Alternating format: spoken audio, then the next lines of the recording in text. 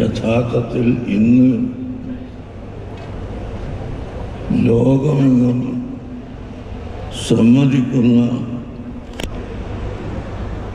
ഒരു യാഥാർത്ഥ്യമാണ് അന്നം ചോദിച്ചു വരുന്ന പാവപ്പെട്ട മനുഷ്യനെ തല്ലിക്കൊല്ലുന്നത് കാടത്തമാണ്, അങ്ങേയറ്റത്തെ കാടത്തമാണ്. ഇത് അംഗീകരിക്കാത്ത മനുഷ്യർ ഉണ്ടാകുമോ എന്ന് ഞാൻ സംശയിക്കുന്നു. അതുപോലെ ആൾക്കൂട്ട കൊലപാതകങ്ങളും മറ്റ് അക്രമങ്ങളും ഇവിടെ നടപാടുന്നത് ജനങ്ങൾക്ക് അറിവും ബുദ്ധിയും വിവേകവും നൽകാത്തത് കൊണ്ടാണ്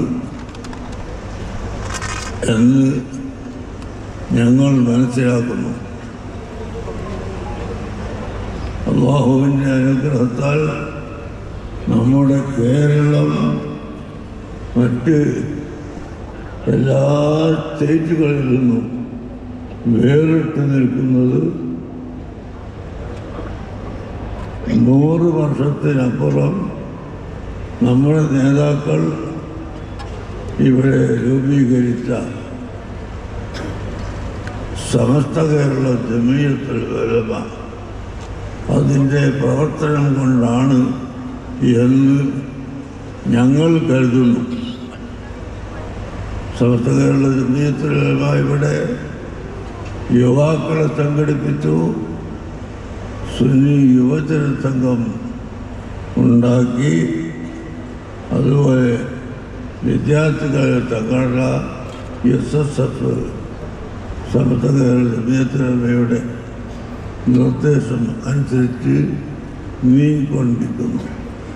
കൂടാതെ പൊതുജനങ്ങളെ സഹായിക്കുന്നതിന് SMA ഉണ്ടാക്കി പ്രവർത്തനം നടത്തിക്കൊണ്ടിരിക്കുന്നു.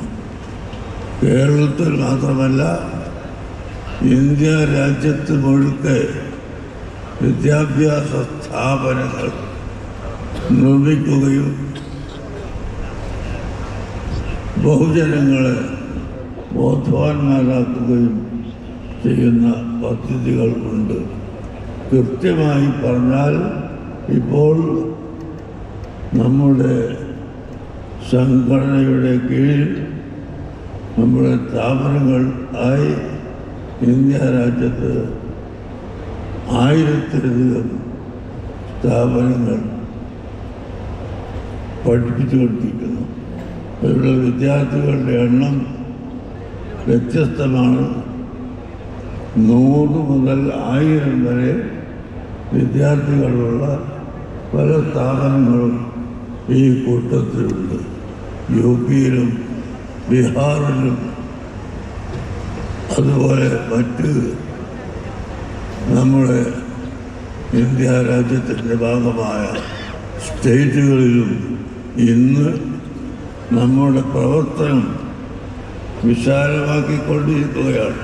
ഇതെല്ലാം സമസ്ത കേരള ജമീയത്തുൽ ഉലമ 100 കൊല്ലത്തിനപ്പുറം ഇവിടെ കാണിച്ചു തന്ന ദൃശ്യങ്ങൾ മാത്രമാണ് എന്ന് ഞങ്ങൾ മനസ്സിലാക്കിയതിൻ്റെ പേരിൽ ആ സമസ്തയുടെ ലക്ഷ്യവും മഹത്വവും ബഹുജനങ്ങൾക്ക് മനസ്സിലാക്കിക്കൊടുത്ത് ആരെയും വർഗീയതയിലേക്ക് പോകാൻ അനുവദിക്കരുത് എന്ന ശക്തമായ ബോധം ഞങ്ങൾക്കുള്ളത് കൊണ്ടാണ് ഇങ്ങനെ ഒരു യാത്ര സംഘടിപ്പിച്ചിട്ടുള്ളത്.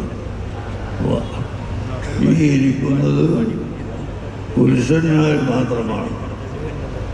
ഈ ആളുകളോട് പുരുഷന്മാരോട് പറയാനുള്ളത്, നിങ്ങൾക്ക് ഇവിടെ നിന്ന് കിട്ടുന്ന എല്ലാ വിവരങ്ങളും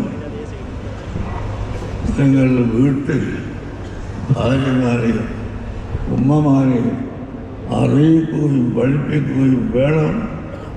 അവർക്ക് ഈ മനുഷ്യത്വത്തിൻ്റെ മഹത്വം മനസ്സിലാക്കി കൊടുക്കണം. മനുഷ്യർ രണ്ട് വിഭാഗമായി വിശുദ്ധ ഖുർആൻ തന്നെ നമ്മെ പഠിപ്പിച്ചിട്ടുണ്ട്.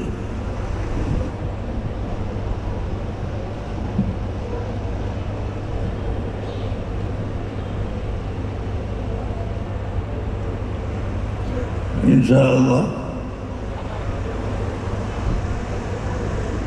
ബാക്കി കാര്യങ്ങൾ മഗ്‌രിബ് നിസ്കാരത്തിന് ശേഷം ഞാൻ നിങ്ങളോട് പറയാം എന്ന് ഉദ്ദേശിച്ചുകൊണ്ട് തൽക്കാലം നിർത്തുന്ന നിസ്കാരത്തിന് ടൈം ആകുമ്പോൾ നിങ്ങളെ അറിയിക്കുന്നതാണ്. അല്ലാഹു സുബ്ഹാനഹു വ തആല നമ്മളെ സദത്ത് അള്ളാഹുവിൻ്റെ പൊരുത്തത്തിലാക്കി തരട്ടെ. നമുക്കിവിടെ ഏതെങ്കിലും ഒരു സംഘടന രൂപീകരിച്ച് വോട്ട് ചോദിക്കാനല്ല, ജനങ്ങളെ ഉത്ബുദ്ധരാക്കുക എന്ന ഏക ലക്ഷ്യം മാത്രമാണ് ഉള്ളത് എന്ന് ഓർമ്മപ്പെടും. എൻ്റെ വാക്കുകൾ നിർത്തട്ടെ.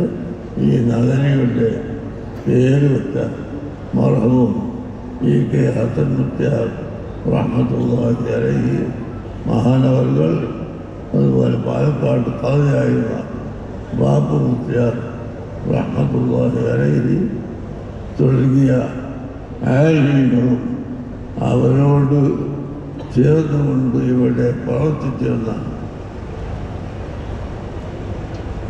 ഓരോ മുഖ്യന്മാരും നേതാക്കളും മാപ്പുട്ടി ഹാജി, അബൂബക്കർ ഹാജി തുടങ്ങിയ പ്രവർത്തകരും സഹോദരന്മാരും അവർക്കെല്ലാവർക്കും അല്ലാഹു തആല അവരുടെ ഖബറിനെ വെളിച്ചമാക്കി കൊടുക്കുമാറാകട്ടെ.